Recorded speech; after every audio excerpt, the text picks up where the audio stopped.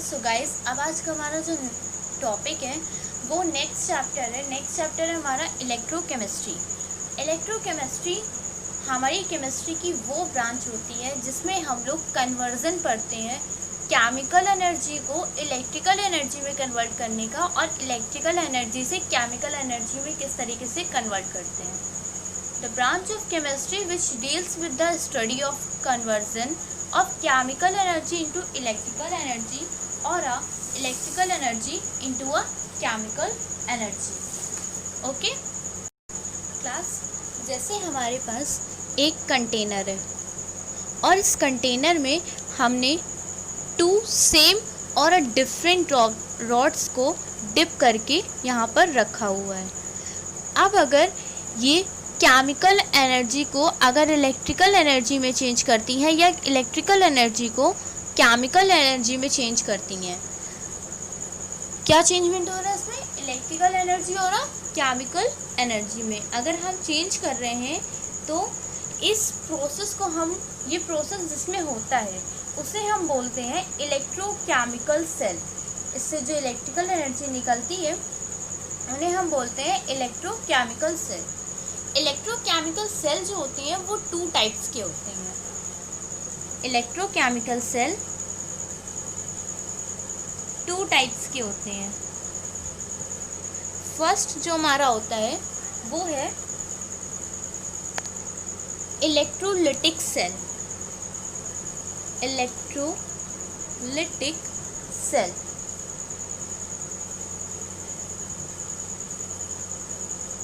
and the another one is galvanic cell।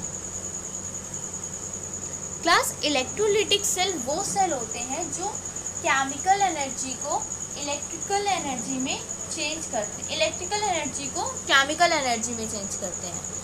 इलेक्ट्रोलिटिकल cell are those cell which convert electrical energy into a chemical energy. अगर example देखें तो इन cells में आते हैं जैसे electroplating, electrotyping, electrorefining of metals etcetera. वहीं पर अगर हम गैल्वेनिक सेल देखते हैं तो गैल्वेनिक सेल जो होते हैं वो हमारे होते हैं जैसे कि the cells in which chemical energy converted into electrical energy are called galvanic cell. Example इसमें होते हैं जैसे कि dry cell, Leclanche cell, Daniel cell, voltaic cell, ये सब इसके गैल्वेनिक सेल के एग्जाम्पल होते हैं। और इसके बाद हम जो पढ़ते हैं in the forthcoming discussion we shall study the various types of conduction, electrolytic conduction and related phenomena. We shall also study the formation and working of a galvanic cell, primary cell and a phenomena of electrolysis. Okay, so अब जो हमारा next है वो है metallic and electrolytic conduction. So इसमें हमारा आता है कंडक्टर्स एंड इंसुलेटर्स। कंडक्टर्स क्या होते हैं और इंसुलेटर क्या होते हैं? सो क्लास, मैं पहले इलेक्ट्रिकल कंडक्टर आपको क्लियर करूँगी, फिर मैं इंसुलेटर आपको बताऊँगी। देखिए, कंडक्टर्स वो होते हैं जो the substance which allow the passage of current through them are called electric conductor or simply conductor. All metals and fused ion compounds or their aqueous solution are the substance of this type. Okay class, and what is insulator? The substance which do not allow to passage of electric current through them are called insulator. Okay class, हमारा conductor क्या होता है? जो हमारी electricity को पास करता है। वहीं पर अगर देखा जाए कि हमारा कंडक्टर क्या होता है तो उसी का अपोजिट वर्क करता है। जो कंडक्टर होता है वो इलेक्ट्रिसिटी को पास करता है, electricity pass.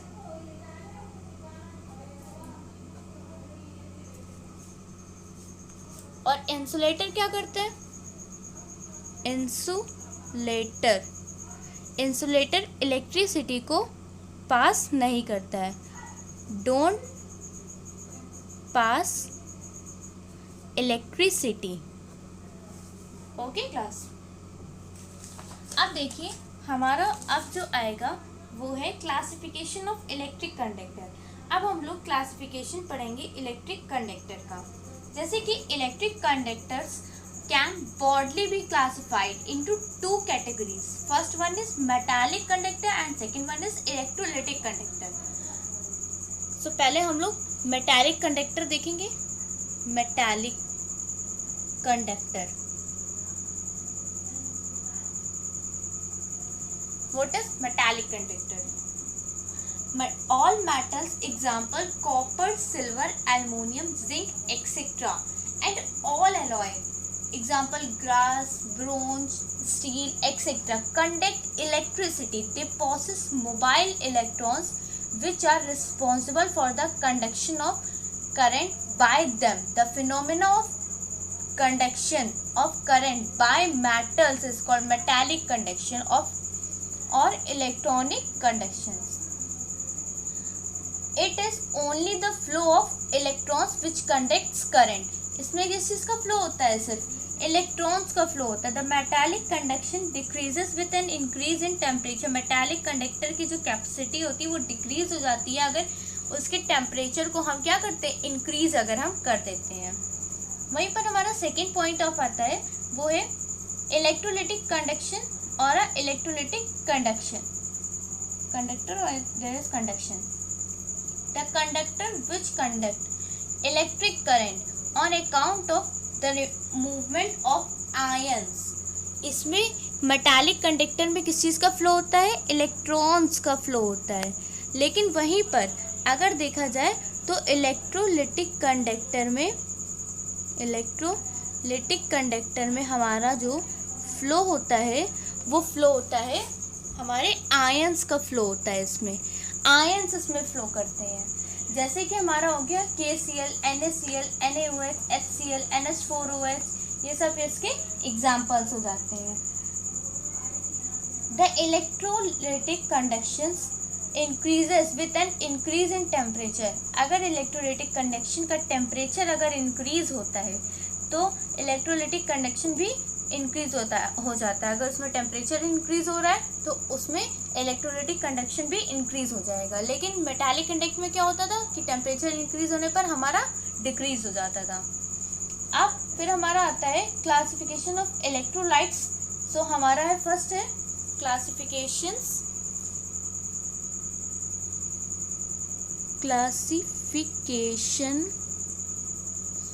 Of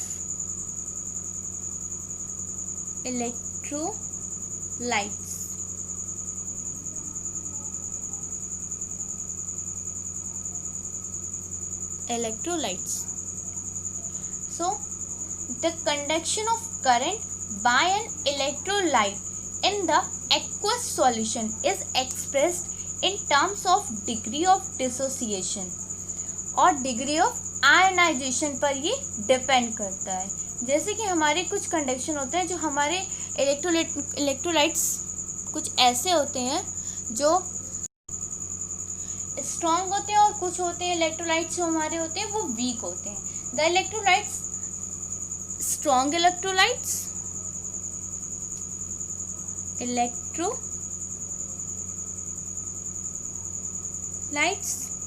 and weak electrolytes. Weak electrolytes. Strong electrolytes वो इलेक्ट्रोलाइट्स होते हैं जो अपने आयंस में कंप्लीटली ब्रेक डाउन हो जाते हैं, डिसोसिएट हो जाते हैं। The electrolytes which dissociate almost completely into ions in solution are called strong electrolyte. The degree of dissociation of these electrolyte is almost equal to 1। Like that strong bases अगर हमने ले लिए तो स्ट्रॉन्ग बेसिस में हमारा हो गया NaOH, KOH, BaOH का होल ट्वाइस। एसिड अगर हमने ले लिया strong acid HCl, KCl, HNO3। Strong base NaOH, KOH, BaOH का होल ट्वाइस। स्ट्रॉन्ग सॉल्ट्स जो अपने कंप्लीटली आयन में डिसोसिएट हो जाते हैं वो होते हैं NaCl, BaCl2।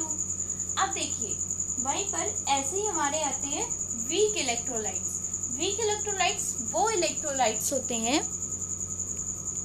Weak electrolytes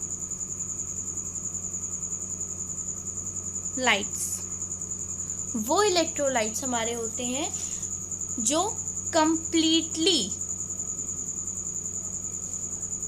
do not dissociate अपने आयंस में, do not dissociate completely into their ions. हमारे वीक इलेक्ट्रोलाइट्स ये होते हैं। जैसे कि एग्जाम्पल अगर मैं ले लूँ इसमें एग्जाम्पल, तो इसमें एग्जाम्पल हमारा आता है, पहला हमारा एग्जाम्पल हो जाता है इसमें CH3COOH, CH3COOH प्लस H2O के साथ अगर हम इसकी रिएक्शन कराते तो हमारा क्या फॉर्म हो जाता है, हाइड्रोनियम आयन, और CH3COO निगेटिव हमारा एक्वस के साथ अलग हो जाते हैं, दोनों के हमारा एक्वस में बनता है। इसमें अगर देखा जाए, हम अगर एसिड की बात करें, अगर हम इनऑर्गेनिक एसिड स्लाइड बात करें तो हमारा हो जाएगा HCN, एसिड जो है वो हमारे हो जाएंगे HCN। दूसरा हो जाएगा H3BO3। वहीं पर अगर हम बेसिस की बात करें तो बेसिस में हमारा आ जाएगा NH4OH और CuOH का होल ट्वाइस।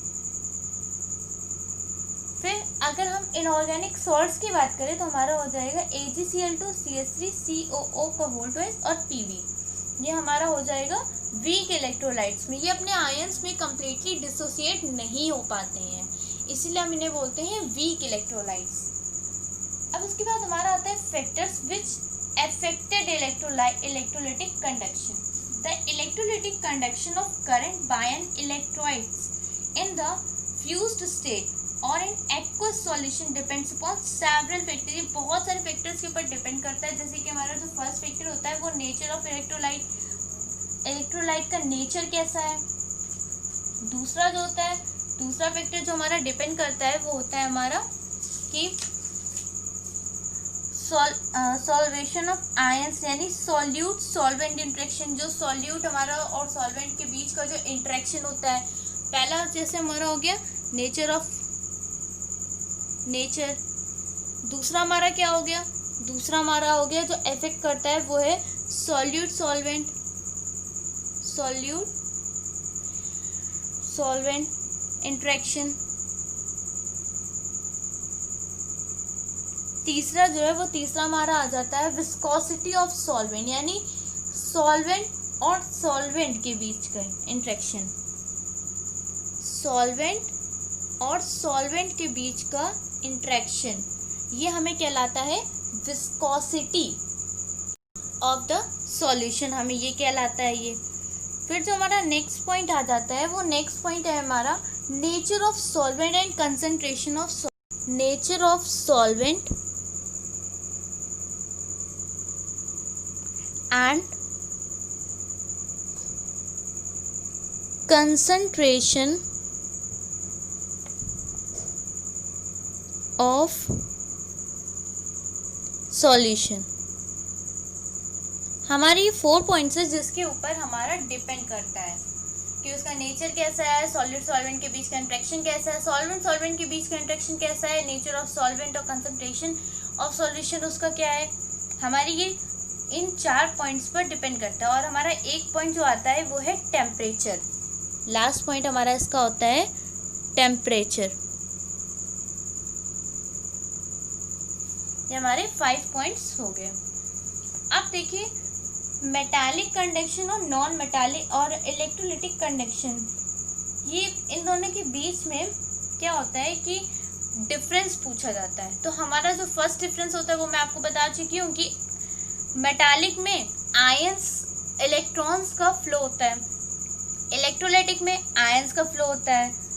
जो मेटालिक कंडक्शन होता है उसमें कोई भी केमिकल चेंज नहीं होता है और इलेक्ट्रोलाइटिक में केमिकल चेंज होता है। इट डज मेटालिक कंडक्शन जो होता है वो